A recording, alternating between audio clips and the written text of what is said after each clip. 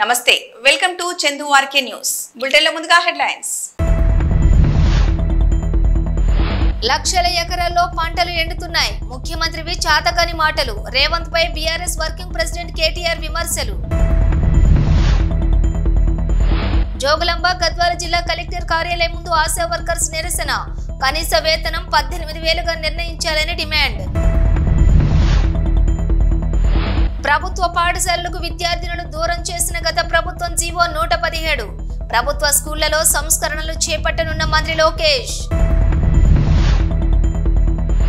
గత ప్రభుత్వ హయాంలో అన్ని శాఖల్లో నిధులు మళ్లింపులు రిపోర్టు రాగానే చర్యలు ఉంటాయన్న మంత్రి కింజారపు అచ్చెన్నాయుడు అభివృద్ధి వైపు పరుగులు తీసేలా తెలంగాణ కాంగ్రెస్ పాలన చారిత్రాత్మక ప్రజా బడ్జెట్ ప్రవేశపెట్టనున్న ముఖ్యమంత్రి రేవంత్ రెడ్డి మైక్రోసాఫ్ట్ అధినేత బిల్ గేట్స్ తో భేటీ అయిన ముఖ్యమంత్రి చంద్రబాబు నాయుడు విద్య ఆరోగ్యం వ్యవసాయం సుపరిపాలన ఉపాధి కల్పన అంశాల్లో గేట్స్ ఫౌండేషన్ తో ఏపీ ప్రభుత్వం ఒప్పందం రాష్ట్ర వ్యాప్తంగా లక్షల ఎకరాల్లో పంటలు ఎండుతున్నాయి అంటే ముందు చూపులేని ఈ సన్యాసి సోయిలేని కాంగ్రెస్ ప్రభుత్వమే కారణమని బీఆర్ఎస్ వర్కింగ్ ప్రెసిడెంట్ కేటీఆర్ అన్నారు. ఎండల వలన పంటలు ఎండిపోతున్నాయని ముఖ్యమంత్రి చేతకాని మాటలు చెబుతున్నాడు. దానికి ముమ్మాటికి కారణం రేవంత్ రెడ్డినే. రేవంత్ రెడ్డి చేతకానితనం, తెలివిలేనితనం, సాగునీటి నిర్వహణ, ప్రాజెక్టుల నిర్వహణ చేయలేని చేతకాని లేనితనం వల్లనే పంటలు ఎండిపోతున్నాయి. రైతుల పట్ల, రైతాంగం పట్ల ప్రభుత్వం తన బాధ్యత మర్చిపోయి మొద్దు నిద్రపోతుంది కాబట్టే పంటలు ఎండిపోతున్నాయి. ఎండిపోయిన ప్రతి ఎకరానికి 25,000 రూపాయల చొప్పున పంట నష్ట పరిహారాన్ని చెల్లించాలని డిమాండ్ చేస్తున్నాం. ఎండిన ప్రతి ఎకరానికి రాష్ట్ర ప్రభుత్వం నష్టపరిహారం చెల్లించాలి. ఈ మేరకు రైతన్నలకు నష్టపరిహారం ఇచ్చేందుకు ఈ బడ్జెట్ లోనే నిధులను కేటాయించాలని బీఆర్ఎస్ తరపున డిమాండ్ చేస్తున్నామన్నారు. బీఆర్ఎస్ వర్కింగ్ ప్రెసిడెంట్ కేటీఆర్ ఆ ప్రాంత నాయకులు రాజయ్య గారు అందరూ పోయి ఈ దున్నపోతు లాంటి ప్రభుత్వాన్ని మొద్దు నిద్ర నుంచి లేపేదాకా 35 రోజుల తర్వాత మొద్దు నిద్ర లేచి ఆఖరికి పంపులు చాలు చేస్తే ఇలా 600 కోట్ల నష్టం, పంట నష్టం ఒక్క జనగామ జిల్లాలో వచ్చింది. అందుకే అంటున్నాం మేము, ఇది కాలం తెచ్చిన కరువు కాదు, కాంగ్రెస్ ప్రభుత్వం తెచ్చిన కరువు, రేవంత్ రెడ్డి యొక్క తెలివి తక్కువతనం తెచ్చిన కరువు, రేవంత్ రెడ్డికి కేసీఆర్ గారి మీద ఉన్న గుడ్డి ద్వేషం తెచ్చిన కరువు తప్ప ఇంకోటి కానే కాదు. అటు గోదావరిలో ఇటు కృష్ణలో రెండు వైపులా కూడా ఇవాళ రాష్ట్ర వ్యాప్తంగా పంటలు ఎండుతున్నాయంటే ఖచ్చితంగా దానికి కారణం ముందు చూపు లేని ఈ సన్నాసి ప్రభుత్వం, ముందు చూపు లేని మూర్ఖపు ప్రభుత్వం అని చెప్పక తప్పదు. ఇవాళ రాష్ట్ర ప్రజల తరపున, రాష్ట్ర రైతుల తరపున మేము డిమాండ్ చేస్తున్నది ఒకటే, లక్షల ఎకరాల్లో పంట ఎక్కడెక్కడైతే ఎండిందో ఇది తప్పించుకునేదానికి వీలు లేదు. మొన్న హరీష్ రావు గారు వివరంగా చెప్పినారు, ఎండల వల్ల పంట ఎండిందని ముఖ్యమంత్రి అంటాడు, బోర్ల కింద ఎండిపోతే మాకు బాధ్యత లేదని బాధ్యత రాహిత్యంతో ఇరిగేషన్ మంత్రి మాట్లాడతాడు. మేము రాష్ట్ర ప్రజల తరపున, రాష్ట్ర రైతుల తరపున ముఖ్యమంత్రిని, ప్రభుత్వాన్ని ఒకటే అడుగుతా ఉన్నాం, ఇవాళ పంటలు ఎండినాయంటే దానికి మీ చాతగాంతనం కారణం, గోదావరిలో నీళ్లుండి కృష్ణల నీళ్లుండి వాడుకోలేని తెలివి తక్కువతనం కారణం, చెరువులు నింపలేని తెలివి తక్కువతనం, పంప్ హౌజులు టైంకి స్టార్ట్ చేయలేని తెలివి తక్కువతనం, బరాజ్ ఏమన్నా చిన్న ప్రాబ్లం ఉంటే రిపేర్ చేసి నీళ్లు తీసుకోవాలనే సోయిలేనితనంతోనే ఈ ప్రభుత్వానికి ఇవాళ బాధ్యత మరిచింది. అందుకే మేము రాష్ట్ర ప్రజల తరపున అడుగుతా ఉన్నాం, ఎక్కడెక్కడైతే పంట ఎండిపోయిందో ఎకరానికి 25,000 రూపాయల చొప్పున వెంటనే ఈ బడ్జెట్ లో డబ్బులు కేటాయించి నష్టపరిహారం రాష్ట్ర ప్రభుత్వమే చెల్లించాలి. రాష్ట్రంలో లక్షలాది ఎకరాల్లో పంట ఏదైతే ఎండుతుందో దానికి ఖచ్చితంగా ఈ ప్రభుత్వం రైతులకు క్షమాపణ చెప్పాలి. ఇలా భూగర్భ జలాలు అడుగంటున్నాయంటే ఖచ్చితంగా దానికి కారణం ఈ ప్రభుత్వమే. చెరువులు నింపకపోవడం, ఇష్టం వచ్చినట్టు చెక్ డ్యాములు నింపకపోవడం, ఇష్టం వచ్చినట్టు ఇసుక తోడుకోవడానికి, కేవలం ఇసుకతో దోపిడీ కాంగ్రెస్ నాయకుల జేబులు నింపడానికి మీరు చేసిన నిర్వాహకం అనే కారణం ఇవాళ గుర్తుపెట్టుకోవాలని కోరుతూ, రాష్ట్ర రైతాంగానికి కేసీఆర్ గారు ఉన్నారు, బీఆర్ఎస్ ఉన్నది, మేము భరోసాను ఇస్తూనే ఉంటాం, మీ తరఫున కొట్లాడుతూనే ఉంటాం.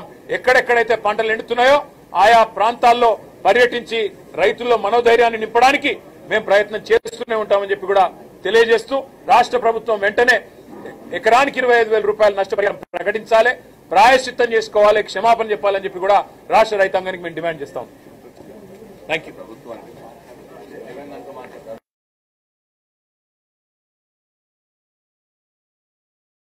జోగులాంబ గద్వాల జిల్లా కేంద్రం కలెక్టర్ కార్యాలయం ముందు కూర్చొని నిరసన చేపట్టారు ఆశా వర్కర్స్. అసెంబ్లీ బడ్జెట్ సమావేశాల్లో ఆశలకు రాష్ట్ర ప్రభుత్వం 18,000 ఫిక్స్డ్ వేతనం నిర్ణయించాలని కోరారు. ప్రమోషన్, పీఎఫ్, ఈఎస్ఐ, ఉద్యోగ భద్రత తదితర సమస్యలు వెంటనే పరిష్కరించాలని కోరుతూ నిరసన చేపట్టారు ఆశా వర్కర్స్.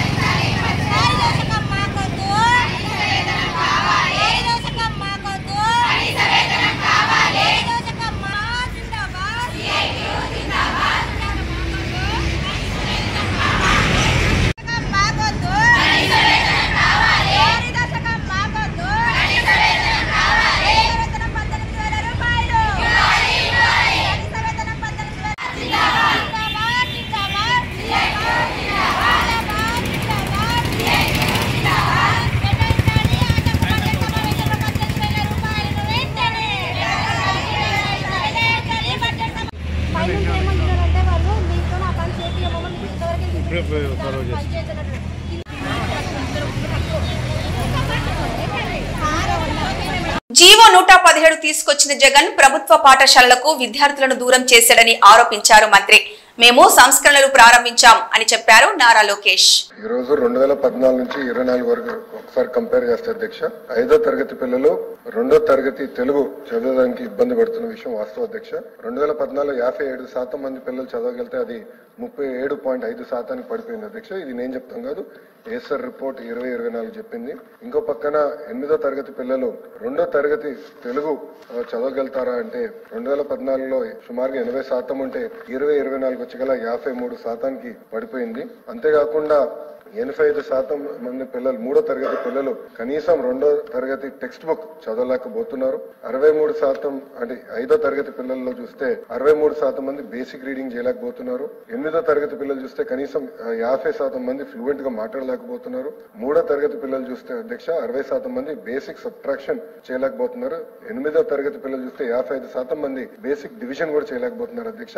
90% మంది 3వ తరగతి పిల్లలకి బేసిక్ ఫౌండేషనల్ న్యూమరసీ స్కిల్స్ కూడా లేవని ఏసర్ రిపోర్ట్ పేర్కొనడం జరిగింది అధ్యక్ష. మీరు చూస్తే ఈ రోజు ప్రభుత్వ పాఠశాలల్లో సంఖ్య తగ్గిందనే విషయం వాస్తవం అధ్యక్ష. సుమారుగా 12 లక్షల మంది school education, board of intermediate కలిపితే సుమారుగా 12 లక్షల మంది విద్యార్థులు తగ్గిపోవడం జరిగింది అధ్యక్ష. ఇప్పుడు ఆ సంఖ్య 33.4 లక్షలకి వచ్చింది. ఎందుకు జరిగిందంటే అది గతంలో కొన్ని అనాలోచిత అంటామా లేదంటే కొన్ని సంస్కరణలు చర్చ లేకుండా ఉపాధ్యాయుల పైన, పిల్లల పైన, వాళ్ళ తల్లిదండ్రుల పైన రుద్దారా అనేది అదే షార్ట్ డిస్కషన్ లో చాలా డీటెయిల్ గా డిస్కస్ చేసే అధ్యక్ష. ఆ జియోనే 117 జియో. ఆ 117 జియో వల్ల లోకల్ ఇష్యూస్ పరిగణనలో తీసుకుండా చేశారనక అక్కడి నుంచి ఫాస్టర్ డిక్లైన్ జరిగి పిల్లలు ప్రైవేట్ పాఠశాలలకు మారిపోతాం అనేది జరిగింది. సో ఇప్పుడు మన ప్రభుత్వం అంటే కూటమి ప్రభుత్వ అధికారులకు వచ్చిన తర్వాత నాణ్యత పెంచేదానికి 2-3 దాదాపు 10-15 సంస్కరణలు తీసుకున్నాం. దాంట్లో ప్రధానమైన సంస్కరణల అధ్యక్ష నేను బలంగా నమ్మేది ఉపాధ్యాయుల ట్రాన్స్ఫర్ లో రాజకీయ నాయకులు జోక్యం ఉండకూడదు. అవుట్కమ్ బేస్డ్ జరగాలనే దానికి మన కేబినెట్ లో కూడా టీచర్ ట్రాన్స్ఫర్ యాక్ట్ అదే ఒప్పందం వచ్చింది, అదే పాస్ చేశాము. ఇప్పుడు అసెంబ్లీకి వస్తుంది అధ్యక్ష. ఈ రోజు అసెంబ్లీలో ఉంది, రేపు కౌన్సిల్ కి వస్తుంది అధ్యక్ష. అది ఫస్ట్ బిల్డింగ్ బ్లాక్. అదే కాకుండా అధ్యక్ష టెక్నాలజీతో జోడించి అంటే ఇప్పుడు ఉపాధ్యాయులు కూడా ఒక 45 నిమిషాలు పాఠాలు చెప్పిన తర్వాత కంపల్సరీగా ఒక 60 సెకండ్ వీడియో ప్లే చేసి ఆ పాఠాన్ని సమ్మప్ చేసే విధంగా, ఆ పాఠాలని సమ్మప్ చేసే విధంగా ఆ వీడియో ప్లే చేసి దాని తర్వాత క్లిక్కర్ టెక్నాలజీ ద్వారా పిల్లలకి అర్థమైందా అవలేదా అనేది కూడా తెలుసుకుని అక్కడి నుంచి ప్రిస్క్రిప్టివ్ హోంవర్క్ అంటే ఈ రోజు ఇక్కడ చూస్తే నారాయణ సార్కి ఒక హోంవర్క్ వస్తుంది, లోకేష్ ఒక హోంవర్క్ వస్తుంది. అంటే ఆయనకున్న సబ్జెక్ట్ స్ట్రెంత్ వేరేది ఉంటుంది, నాకున్న సబ్జెక్ట్ స్ట్రెంత్ వేరేది. అది ప్రిస్క్రిప్టివ్ హోంవర్క్ వాళ్ళనేది ఒక లక్ష్యంగా పెట్టుకుని అది కూడా చేస్తున్నాం. పేరెంట్ టీచర్ మీటింగ్ కూడా మెగా పేరెంట్ టీచర్ మీటింగ్ ఏర్పాటు చేస్తాం అధ్యక్ష. వచ్చే అకాడమిక్ ఇయర్ లో 2 సార్లు ఏర్పాటు కూడా చేస్తాం. రిపోర్ట్ కార్డు కూడా అంటే తల్లిదండ్రులకి ఉపాధ్యాయులకి పిల్లల మధ్యలో ఇంటరాక్షన్ ఉండాలని చెప్పి అద్భుతమైన రిపోర్ట్ కార్డు కూడా ఏర్పాటు చేశాం, అది చేస్తున్నాం. ఇంకో పక్కన మోడల్ ప్రైమరీ స్కూల్ కాన్సెప్ట్ తీసుకొచ్చి 60 మంది పిల్లల కన్నా ఎక్కువ ఉంటే అక్కడ కంపల్సరీ 1 క్లాస్ 1 టీచర్ ఇవ్వాలి, నాణ్యమైన విద్య అందించాలి లక్ష్యంతో మన ప్రభుత్వం కృషి చేస్తుందని గౌరవ సభ్యులు తెలుపుకుంటున్నాను. అంతేకాకుండా అధ్యక్ష భారతదేశంలో ఏ రాష్ట్రం హామీ ఇవ్వని విధంగా మనం ఇస్తున్నాం అధ్యక్ష. గ్యారంటీడ్ ఎఫ్ఎల్ఎన్ గ్యారంటీడ్ చేస్తున్నాం, అది బాధ్యతగా మేము తీసుకుంటున్నాం. సంఘాలతో కూడా ఎవ్రీ ఫ్రైడే కమిషనర్ గారు కూర్చుంటున్నారు, నీట్ బేస్ నేను కూడా కూర్చుంటున్నాను, వాళ్ళ ఇష్యూస్ ఏముందో తెలుసుకుంటున్నాం. గ్యారంటీడ్ ఎఫ్ఎల్ఎన్ అందించాలని లక్ష్యంతో మేము పనిచేస్తున్నాం అధ్యక్ష. మేము బలంగా నమ్మేది ఈ 10వ తరగతి ఎగ్జామ్ ఇప్పుడు జరుగుతున్నాయి, ఇంటర్ ఎగ్జామ్ జరుగుతున్నాయి, దీంట్లోనే చాలా మార్పు రాబోతుంది. పర్ఫార్మెన్స్ ఇంప్రూవ్ అవుతుందని బలంగా నమ్ముతున్నాం. వచ్చే సంవత్సరంలో మీరు చూస్తే leaps and bounds outcomes improve చేసే బాధ్యత కూటమి ప్రభుత్వం తీసుకుంటున్నాను గౌరవ సభ్యులు తెలుపు. రాష్ట్రీయ కృషి వికాస్ యోజన ఒక్కటే కాదు, అన్ని శాఖల్లో కూడా నిధులు మొత్తం కూడా గత ప్రభుత్వంలో డైవర్ట్ చేశారని ఆరోపించారు మంత్రి అచ్చెన్నాయుడు. ఇప్పటికే ఫైనాన్స్ డిపార్ట్మెంట్ దీనిపై విచారణ చేస్తోంది. ఆ రిపోర్ట్ రాగానే చర్యలు తీసుకుంటామన్నారు. అవసరమైతే ఉన్నత స్థాయి దర్యాప్తుకి కూడా ఆదేశిస్తామని, అవకతవకలపై కఠిన చర్యలుంటాయని తెలిపారు కింజారపు అచ్చెన్నాయుడు. అధ్యక్ష, ఈ ఆర్కేవీవై నుంచి ఫండ్స్ డైవర్ట్ చేశారని వాళ్ళ మీద యాక్షన్. అధ్యక్ష, ఇది ఫైనాన్స్ డిపార్ట్మెంట్ మొత్తం చూస్తుంది. గత ప్రభుత్వంలో ఆర్కేవీవై కాదు అధ్యక్ష, మొత్తం అన్ని ఫండ్స్ డైవర్ట్ చేశారు. ఈరోజు నాబార్డుకు వచ్చినటువంటి ఫండ్స్ కూడా డైవర్ట్ చేశారు. వరల్డ్ బ్యాంక్ నుంచి వచ్చిన ఫండ్స్ కూడా డైవర్ట్ చేశారు. ఒక ప్రాజెక్ట్ కి ఎక్స్క్లూజివ్ గా కేటాయించిన ఫండ్స్ కూడా డైవర్ట్ చేశారు. దీని మీద ఫైనాన్స్ డిపార్ట్మెంట్ ఏవైతే డైవర్ట్ చేశారో ఆ ఫండ్స్ అన్నింటి మీద వాళ్ళు కూడా చెక్ చేసుకుని వాళ్ళు కూడా ఎంక్వైరీ చేస్తున్నారు. నేను ఒకటే చెప్పాను, ఎంక్వైరీ నడుస్తుంది ఉన్నత స్థాయిది. అది వచ్చిన తర్వాత దానివల్ల సాటిస్ఫాక్షన్ కాకపోతే ఇప్పుడు ఏవైతే సభ్యులు చెప్పారు ఏ ఎంక్వైరీ చేయడానికి ఇబ్బంది లేదు, ఒకటి నడుస్తుంది. కాబట్టి ప్రిలిమినరీగా మనకు రిపోర్ట్ వచ్చింది. ఫైనల్ రిపోర్ట్ వచ్చిన తర్వాత ఒకవేళ సాటిస్ఫాక్షన్ కాకపోతే ఇంకా ఉన్నత స్థాయి దర్యాప్తు చేసైనా సరే గతంలో ఎవరు తప్పు చేశారో తప్పు చేసిన వ్యక్తుల్ని వదిలే ప్రశ్నే లేదు. మళ్ళీ అటువంటి పొరపాట్లు జరగకుండా ఆఫీసర్కి చెప్పాను, టెండర్స్ అన్ని పద్ధతి ప్రకారం చేయాలి. ఒకటి గత 5 సంవత్సరాల అధ్యక్ష L1 L2 అని పెట్టుకోవడమే. వాళ్ళు ఎవరికి పిలిస్తే వాళ్ళే L1 L2, ఇంకొకరు ఎవరు వచ్చేవాళ్ళు కాదు. వాస్తవాలు అవన్నీ మనం చూసాం కళ్ళ ముందు. కాబట్టి తప్పనిసరిగా ఇది చాలా మంచి ప్రోగ్రాం కేంద్ర ప్రభుత్వం పెట్టింది. దీన్ని అనేక విధాలుగా ఇబ్బందులు ఉన్నాయి. ఇవన్నీ సరిచేసి మళ్ళీ వీలైనంత తొందరగా మళ్ళీ ఈ వాహనాల్ని మళ్ళీ లైన్ లోకి తీసుకొచ్చి ఎవరైతే పాడి రైతులు ఉన్నారో వారికి మేలు చేయడానికి అన్ని విధాల ప్రయత్నం చేస్తాను అధ్యక్ష.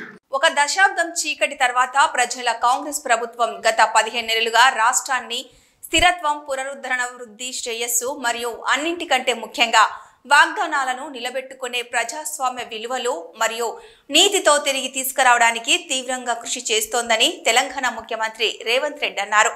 తెలంగాణ తిరిగి సరైన మార్గంలో ఉంది మరియు సవాళ్లు ఉన్నప్పటికీ వాటిని అధిగమిస్తామని, గొప్ప ఆచరణాత్మక మేధస్సు, నైపుణ్యం, సామర్థ్యం మరియు ప్రజలు అభివృద్ధి, పాలన మరియు సంక్షేమం పట్ల నిబద్ధతతో కూడిన చారిత్రాత్మక ప్రజా బడ్జెట్ అని ప్రవేశపెడుతున్నట్లు తెలిపారు ముఖ్యమంత్రి రేవంత్ రెడ్డి.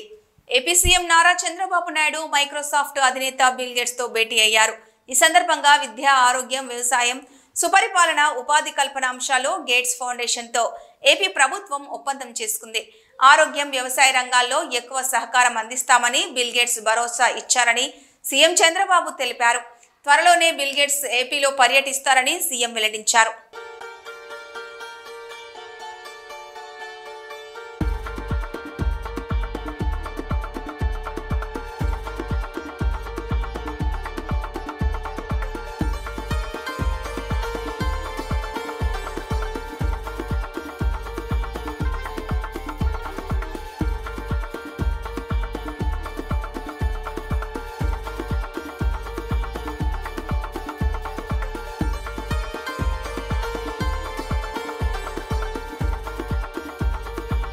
ప్రకాశం జిల్లా కనిగిరి పట్టణంలోని బాలికల పాఠశాలలో 6-7వ తరగతి విద్యార్థుల పట్ల రంగారెడ్డి అనే ఉపాధ్యాయుడు లైంగిక వేధింపులకు పాల్పడ్డాడని తల్లిదండ్రులు ఆరోపించారు.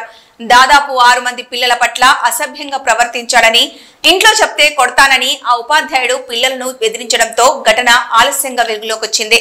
ఈ సంఘటన పట్ల ఎంఈఓకు ఫిర్యాదు చేసిన ఉపాధ్యాయుడిపైన ఎలాంటి చర్యలు తీసుకోవడం లేదని, అతనిపై కఠిన చర్యలు తీసుకోవాలని డిమాండ్ చేస్తూ ఆందోళనకు దిగారు తల్లిదండ్రులు.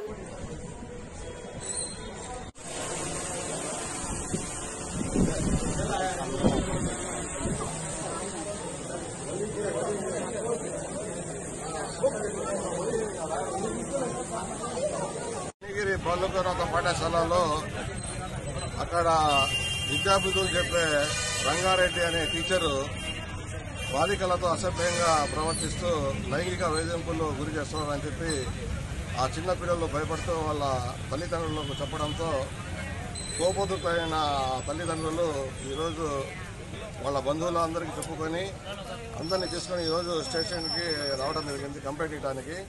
ఇతను గత 10 రోజులుగా ఇలాగే దాదాపుగా 5-6 పిల్లలను లైంగికంగా వేధిస్తున్నాడని చెప్పి, మీరు ఇంట్లో ఏదైనా సరే చెప్తే మీ మీద తగు చర్యలు తీసుకుంటాను, మీకు స్కూల్కి రానియను, మీకు టీసీ పంపుతాను, అట్లా రకరకాలుగా వేధిస్తున్నాడని చెప్పి ఆ పిల్లలు భయపడి తల్లిదండ్రులకు ఇంతకాలం చెప్పుకోలేకపోయారు.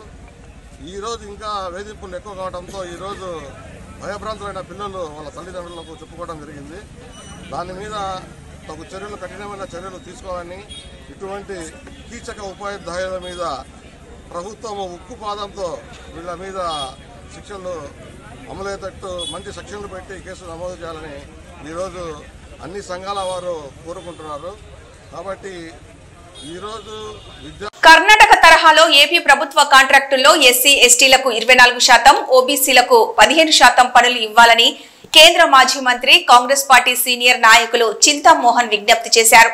ఎస్సీ వర్గీకరణపై నిన్న ఆంధ్రప్రదేశ్ కేబినెట్ తీర్మానం చేయడం చూసి కళ్లలో కన్నీళ్లొచ్చాయని, ఎస్సీ వర్గీకరణ టీడీపీకి నష్టమని, పేదవాళ్లు, అంటరాని వాళ్ల అమాయకత్వాన్ని అండగా చేసుకుని బలహీన వర్గాలపై బలమైన వర్గాలు దాడి నిన్నటి నిర్ణయమని చెప్పారు.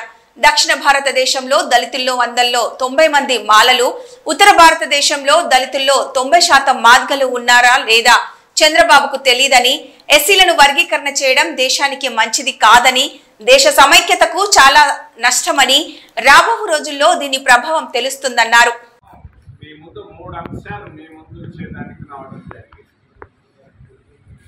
ఒకటి వర్గీకరణ క్యాబినెట్ నిర్ణయం, రెండవది సనాతన ధర్మం పవన్ కళ్యాణ్ పిఠాపురం, మూడవది ప్రైవేటీకరణ ఉక్కు ఫ్యాక్టరీ తిరుపతి విమానాశ్రయం. చాలా బాధపడుతున్నాను నేను. పేదవాళ్ళ, అంటరాని వాళ్ళ అమాయకత్వాన్ని అండగా చూసుకొని బలహీన వర్గాల పైన బలమైనటువంటి వర్గాలు తీసుకున్నటువంటి నిర్ణయం నిన్న కేబినెట్ ఆంధ్రప్రదేశ్ నిర్ణయం. ఇది దేశానికి మంచిది కాదు, దేశ సమగ్రతకు చాలా చాలా చాలా నష్టం. అది ఈరోజు తెలియదది, రాబోయే కొన్ని సంవత్సరాల్లో తెలుస్తుంది దాని ప్రభావం. మధ్యకాలంలో మతాలపైన చిచ్చు, మన దేశంలో ఎన్నో మతాలు ఉన్నాయి. ఈ గత 10 సంవత్సరాల్లో మతాల మధ్య చిచ్చు స్పష్టంగా కనిపిస్తా ఉంది. నిన్న మొన్న తీసుకున్నటువంటి నిర్ణయాలు కులాల మధ్య చిచ్చు. స్టాలిన్ హిందీ పైన మాట్లాడుతున్న మాటలు భాషల మధ్య చిచ్చు. డీలిమిటేషన్ పైన ఆలోచన ప్రాంతాల మధ్య చిచ్చు. దక్షిణం, ఉత్తరం, దేశం ఏమైపోతా ఉంది. ఒకప్పుడు అన్ని మతాలు, అన్ని కులాలు, అన్ని భాషలు, అన్ని ప్రాంతాలు కలిసినటువంటి భారతదేశంలో ఈ మధ్య వస్తున్నటువంటి వైషమ్యాలు. యాదగిరిగుట్ట శ్రీ లక్ష్మీ నరసింహస్వామి వారిని మిస్ యూనివర్స్ విక్టోరియా కార్ట్ తేల్విగ్ దర్శించుకున్నారు.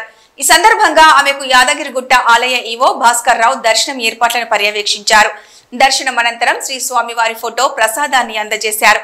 ఈ సందర్భంగా యాదగిరిగుట్ట ఆలయ విశిష్టతను, ఆలయ సాంప్రదాయంతో పాటు పలు వివరాలను విక్టోరియా తేల్విగ్ ఈవోను అడిగి తెలుసుకున్నారు. ఈవో భాస్కర్ రావు ఆలయ విశిష్టతను ఆమెకు వివరించారు. విక్టోరియా తేల్విగ్ అఖండ దీపారాధన చేశారు.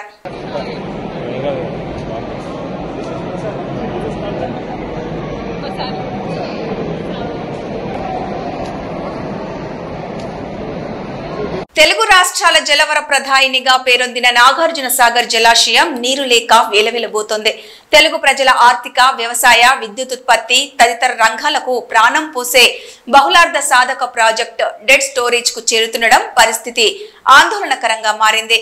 22 లక్షల ఎకరాలకు సాగునీరు, జంట నగరాలతో పాటు వందల గ్రామాలకు తాగునీరు అందించే నాగార్జున సాగర్ ప్రాజెక్టులో పూర్తి స్థాయి నీటి మట్టం 590 అడుగులకు ప్రస్తుతం 519 అడుగుల నీరుంది.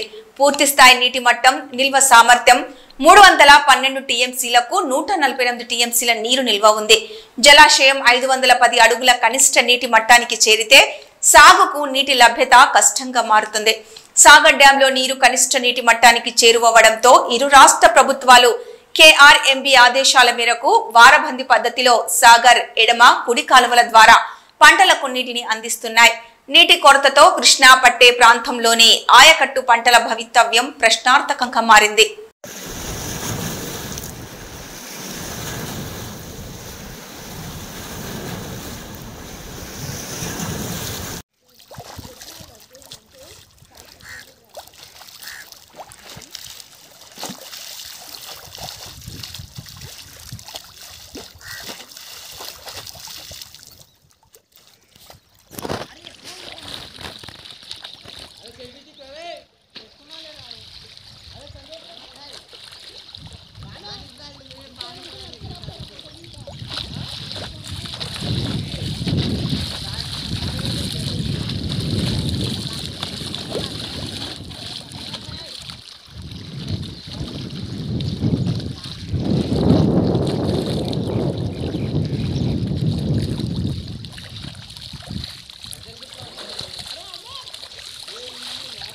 తెలంగాణ అసెంబ్లీ సమావేశాలలో 2025-26 వార్షిక బడ్జెట్ ను తెలంగాణ డిప్యూటీ సీఎం ఆర్థిక శాఖ మంత్రి బట్టి విక్రమార్క ప్రవేశపెట్టారు. 2025-26 ఆర్థిక సంవత్సరానికి గాను వార్షిక ఆదాయ వ్యయ పట్టిక బడ్జెట్ ను సభలో ప్రవేశపెడుతున్నాను.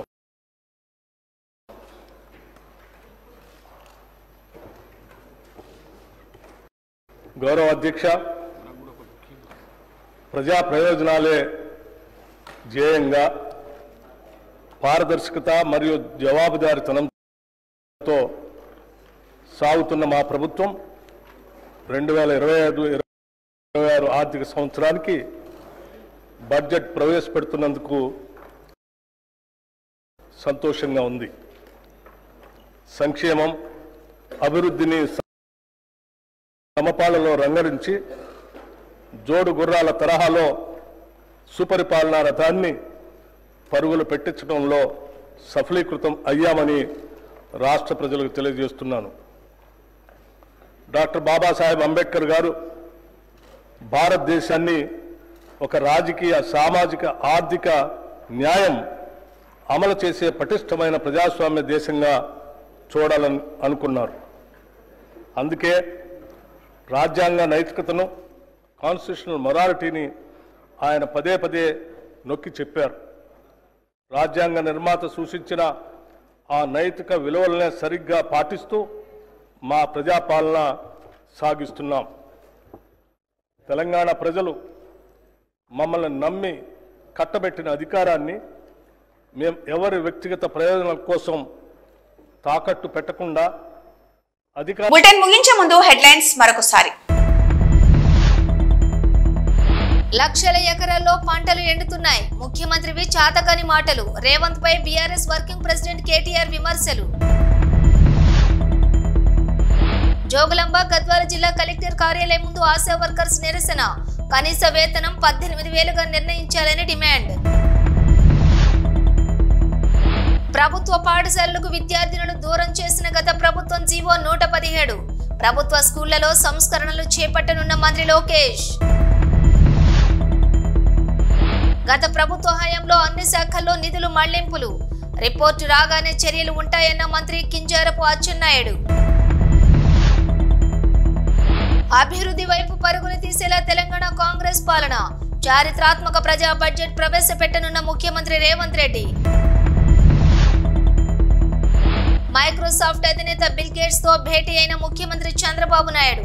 విద్య, ఆరోగ్యం, వ్యవసాయం, సుపరిపాలన, ఉపాధి కల్పన అంశాల్లో గేట్స్ ఫౌండేషన్ తో ఏపీ ప్రభుత్వం ఒప్పందం. ఇవి ఈ బులెటిన్ అప్డేట్స్.